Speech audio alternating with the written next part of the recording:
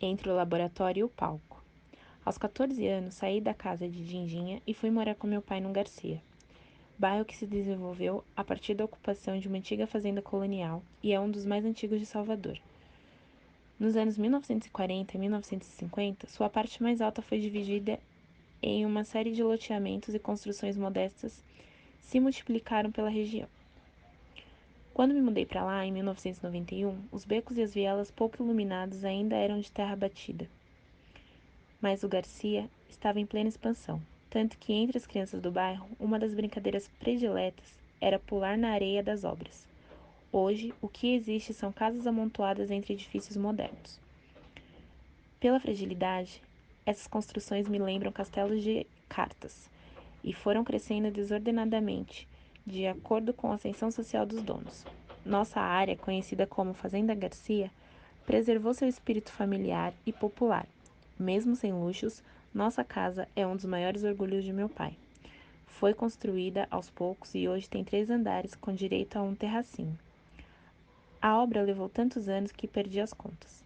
Ele sempre sonhou com isso, um andar para ele, um para mim e outro para minha irmã, e realizou o sonho. A mudança de bairro e de escola não foi nada fácil. Em plena adolescência, eu continuava a ser um tipo retraído. Era pequeno, magrinho, caladão. Depois de sair da casa de Dindinha, levei 1 ano para conseguir deitar no sofá da casa do meu pai, que era, aliás, minha própria casa. Não sentia como se aquele ambiente me pertencesse. Era a primeira vez que estava morando com ele e não queria incomodá-lo. Não sabia exatamente o que era permitido, então ficava num cantinho da sala para não ocupar muito espaço. Só voltei a pensar nessa sensação quando, ao final de uma entrevista para o espelho com Jaime Sodré, professor e doutor em História da Cultura Negra e Ogã, ele me chamou no canto e disse, com sua sabedoria ancestral: "Você sabe que essa menina que está vindo aí é de Ogum, não é?" Thais estava grávida de 5 meses da nossa filha, Maria Antônia. Eu disse: "Não sei, é?" Ele completou: "É. Crie ela livre. Às vezes nós criamos nossos filhos cerceando a liberdade deles e isso cria seres atrofiados. O espírito dela é livre. Deixe-a ser plena." Saí profundamente emocionado, sentindo uma grande responsabilidade. Pronto, divaguei de novo, companheiro de viagem, voltando ao fio da meada. Na casa do meu pai, no meu novo bairro, comecei a me soltar após alguns meses. Talvez porque, pela primeira vez na vida, eu tenha arrumado uma turma, um grupo de meninos e meninas de quem sou muito amigo até hoje. Éramos vizinhos, todos de família simples e com valores muito parecidos. Gostávamos de jogar conversa fora, resenhar a vida. Era assim mesmo que a gente falava depois de algum episódio emocionante. Vamos fazer a resenha. Eram longas noites de conversa na frente de casa, planejando o futuro, falando. Não tínhamos muita ligação com as brincadeiras tecnológicas. Nós nos reuníamos para ver filme pornô no videocassete da casa de alguém, ou brincar na rua, ou contar piada, ou inventar concursos dos mais variados, desde o pum mais fedorento até quem criava a história mais fantasiosa. Parece engraçado, mas no Garcia tivemos a oportunidade de viver plenamente a idade que tínhamos. Dava para passar o dia na rua sem ameaças. Se existia algum perigo, nosso grupo não percebia. Até ouvíamos falar de gente de outras turmas que tinha seguido outros caminhos e se perdido. Mas nenhum de nós se deu mal. Criamos uma rede própria de proteção. Nosso mundo era o nosso bairro. Todos tinham um apelido, criado a partir de um traço marcante da personalidade. Kaká era o sonhador. No meio de algum assunto, ele sempre cogitava algo bem improvável, distante da realidade. Se a conversa era sobre um novo vizinho, ele vinha com algo como: "Já pensou se aparece um lobisomem aqui agora?" Era o rapaz do "Já pensou." Raimundo Nonato estudou na mesma escola que eu. Era o mais ingênuo de todos. Acreditava em tudo que a gente dizia. Seu apelido era Nonatinho.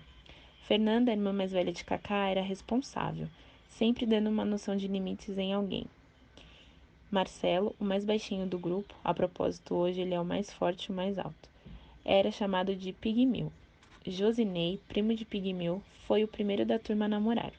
Com ele, a brincadeira era chamá-lo pelo nome inteiro, Josinei Ubiraci Xavier Santos Silva. Ele ficava bem nervoso com isso. O Chico era o cabeça, porque tinha uma cabeça com formato estranho.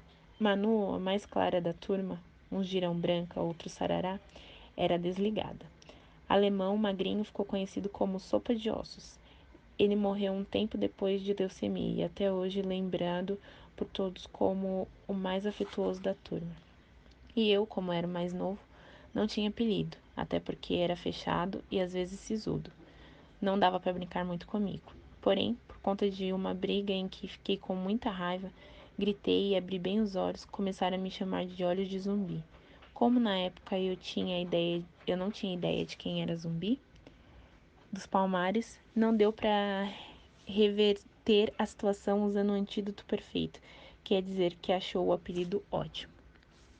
Na escola, o ídolo de todos nós era o André Jaspio, um cara mais velho que morava na parte mais alta da rua e lutava karatê. A gente passou meses a fio comentando o dia em que ele conseguiu chutar o teto com um de seus golpes. Virou herói na hora. Mas um herói que mal nos cumprimentava.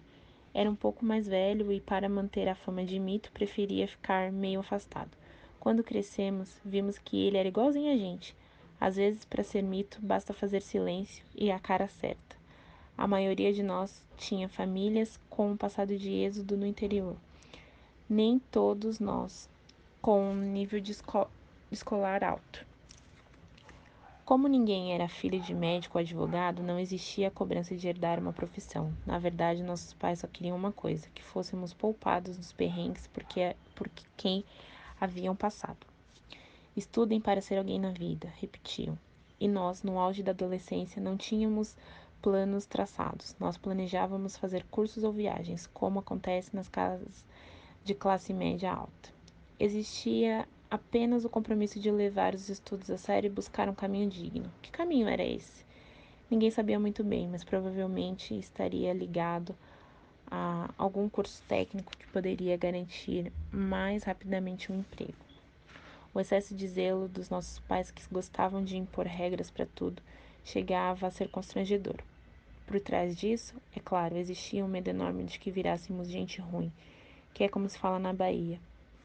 Por anos, Manu, ou Desligada, foi a protagonista de um grande mistério. Sempre no meio de uma brincadeira ou de uma conversa, ela se despedia correndo, deixando todo o grupo meio intrigado. Até que um dia confessou que seu pai tinha desenvolvido um toque de recolher muito particular. Subia na laje e tocava uma flauta pontualmente às 10 da noite, limite que estabeleceu para a filha voltar para casa. O rigor não era só com horários. Me lembro até hoje de uma bronca fenomenal que tomei de meu pai porque quis me dar bem. Um caminhão de supermercados tombou na nossa rua e uma montanha de frangos congelados se formou no asfalto.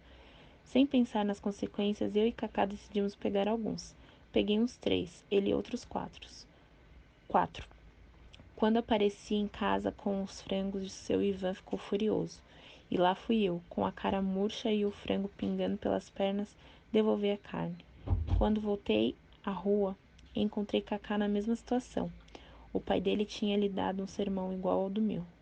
Santo, é claro, ninguém era. Até hoje lembro o trauma do meu primeiro porre, quando tinha uns 17 anos. Foi também o dia em que percebi que levava jeito para ator. Estávamos jogando cartas e a prenda dos perdedores era tomar uma dose de licor. Saí da brincadeira tontinho. Depois fomos para uma festa da rua onde esbarrei com o Bico, uma espécie de Zé Pequeno do Garcia. E aí, viado? Perguntei. Ele falou viado? Como se diz brother, cara. Na verdade, confundi Bico com um colega de catecismo. Quando percebi a mancada, me fiz de mais bêbado ainda e saí de fininho, mas não adiantou. Bico estava irritado e tinha que contar com a ajuda de meus amigos que não deixaram que ele me batesse explicando que eu estava bêbado demais. Descemos a rua correndo para voltar para casa e no caminho encontramos Isabel, que na época era namorada do meu pai. Imediatamente, fingindo que estava sóbrio, consegui passar por ela sem ser notado. Nada de diferente. Só 10 casas depois eu comemorei, gritando pelos becos do Garcia. Eu sou ator, eu sou ator.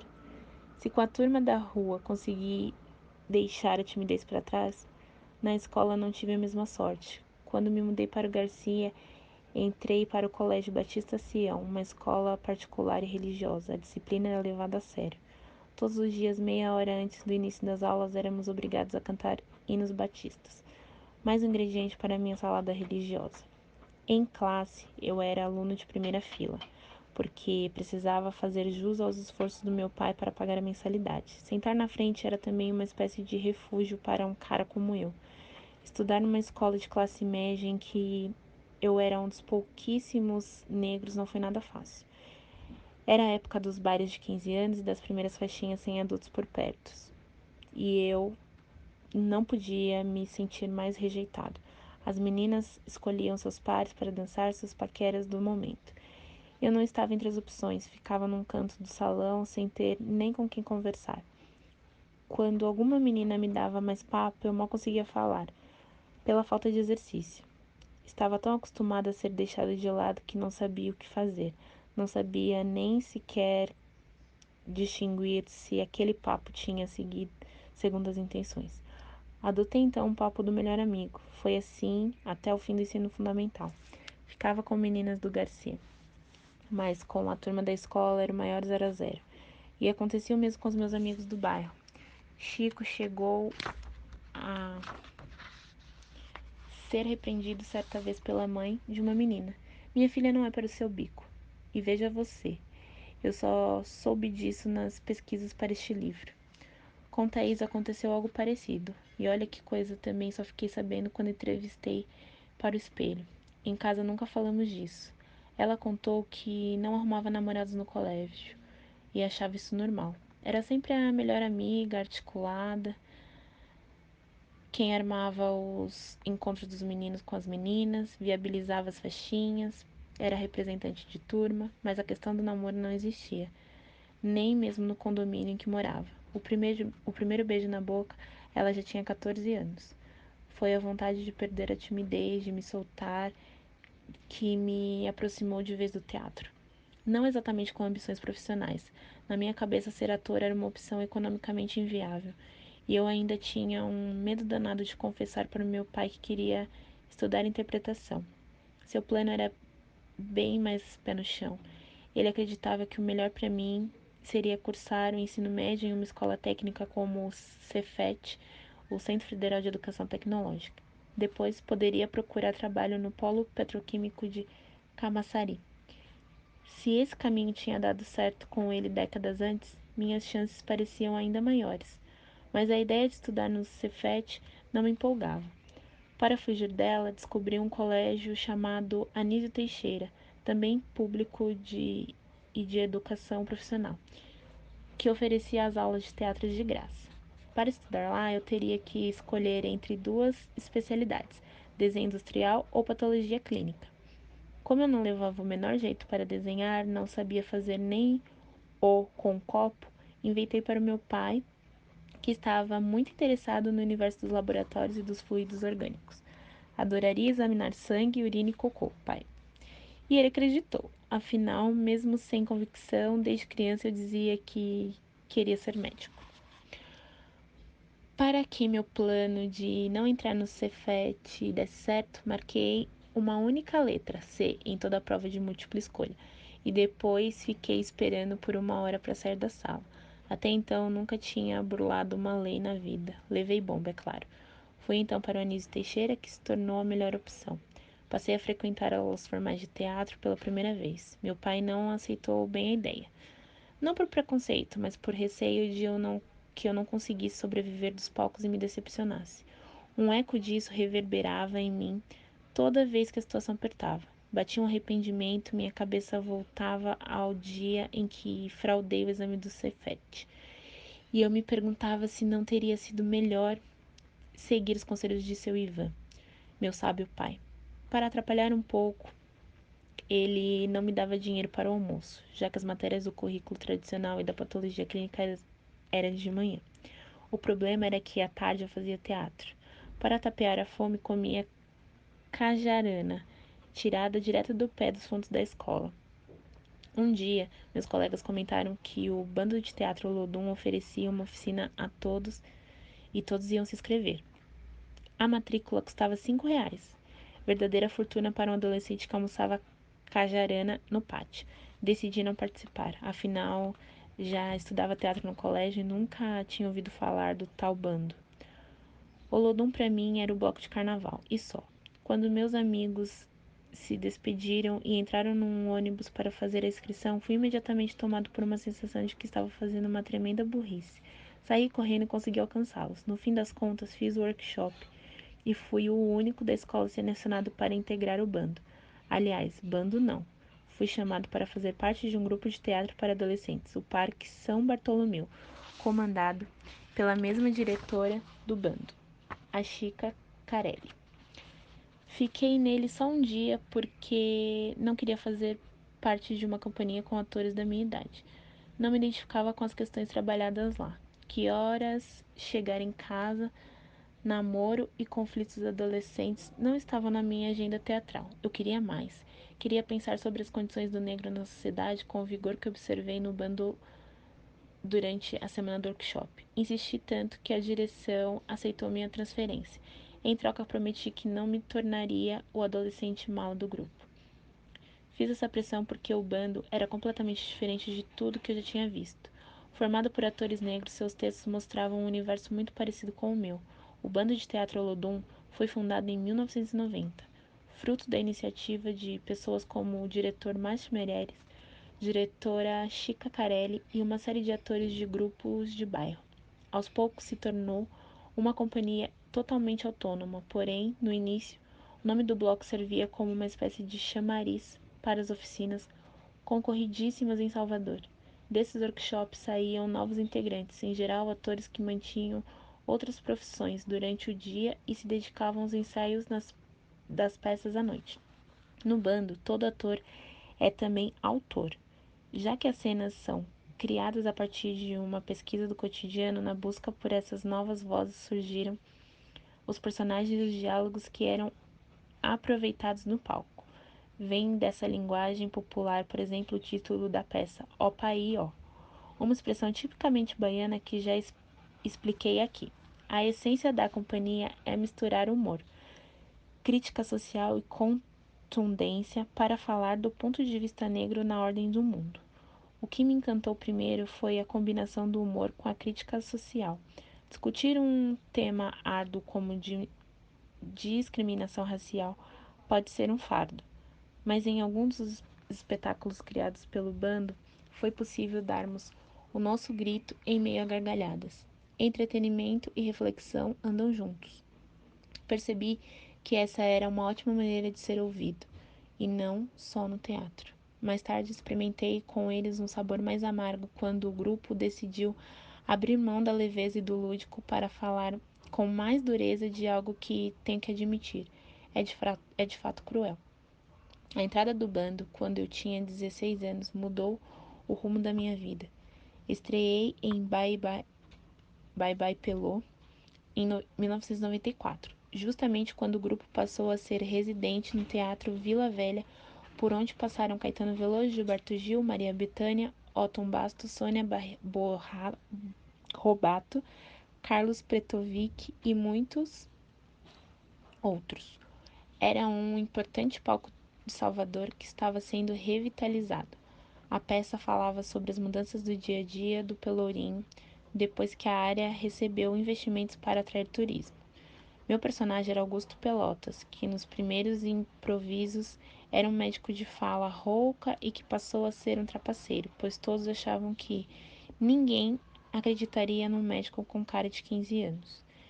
Eu queria ser um médico no palco, mas o que foi possível foi viver um 71 que queria se dar bem em cima das indenizações recebidas pelos moradores do Pelô. O encontro com o teatro veio num dos momentos mais duros da minha vida. Nessa época, minha mãe ficou muito mal de saúde. Os médicos descobriram que o motivo era uma doença degenerativa e ela foi morar com minha tia Teté, ficando mais próxima de meus tios Raul, Dilson, Vadu e de vovô Renato no interior, no Caipe, município bem próximo do Pati, onde todos viviam. Nos fins de semana eu me juntava e eles, tentando contribuir ao máximo nas tarefas da casa, carregava a água da fonte, ajudava na limpeza e cuidava da minha mãe. Quando terminei o ensino médio, a rotina ficou ainda mais puxada. Meus tios e primos ajudavam muito mesmo. Assim, decidi trabalhar como técnico de patologia para ajudar nas despesas. mas o único emprego que apareceu foi em São Francisco do Conde. Acordava às 5 da manhã, fazia um trajeto de 1h30 de ônibus e trabalhava das 7 às 5 da tarde. Passava o dia coletando urina, sangue e fezes, voltava para Salvador e ensaiava com o bando até às 10 da noite. O cansaço era enorme, mas a vontade de continuar no grupo falou mais alto. Nesse meio tempo, vivi com meu pai Ivan um momento inesquecível. Ele foi ver meu primeiro espetáculo. Ele era tão preocupado com o meu sustento. Ao fim da peça, me esperou no foyer, tocou no meu ombro e me enviou um olhar quente. Não disse uma palavra, ele não podia dizer. E hoje eu sei disso. Meu filho, siga esse sonho. Esse sonho tão arriscado que para o meu pai era difícil dar aprovação total. Mas aquele olhar de orgulho por me ver em cena já dizia muito.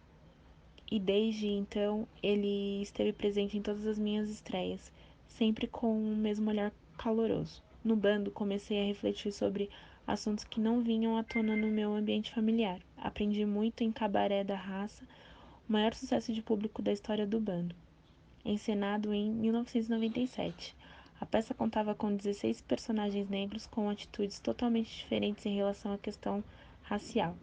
Tinha a mulher rica, Regiane Maia, que acreditava não sofrer preconceito. O negão, Cristóvão da Silva, que gostava da fama de garanhão. A cantora de axé alienada, Auristela Sá, que vivia repetindo o bordão: negro é lindo.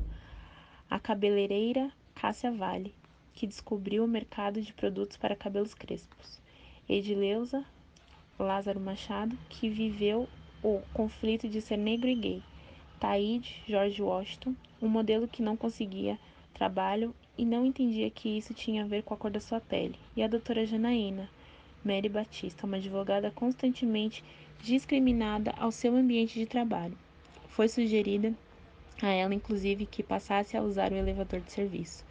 Eu fazia um universitário bem panfletário, o Ensley de Jesus, que cobrava mais em engajamento dos outros. Escolhi esse papel pela proximidade da faixa etária, mas também porque eu mesmo queria descobrir a melhor maneira de me posicionar. Na peça eu dizia coisas como: não existe propaganda de margarina com negros. Por mais incrível que isso possa parecer, negros também comem pão, sabiam? Ou que, como ninguém nascia racista, e eu observava na plateia as cabeças balançando em concordância. Era melhor então que todos se mantivessem crianças. Ou seja, entrar para o bando me deu argumentos e coragem para falar sobre a assim chamada questão racial. Existe todo um discurso de que não há racismo no Brasil, afinal nós fazemos parte de um povo para lá de miscigenado.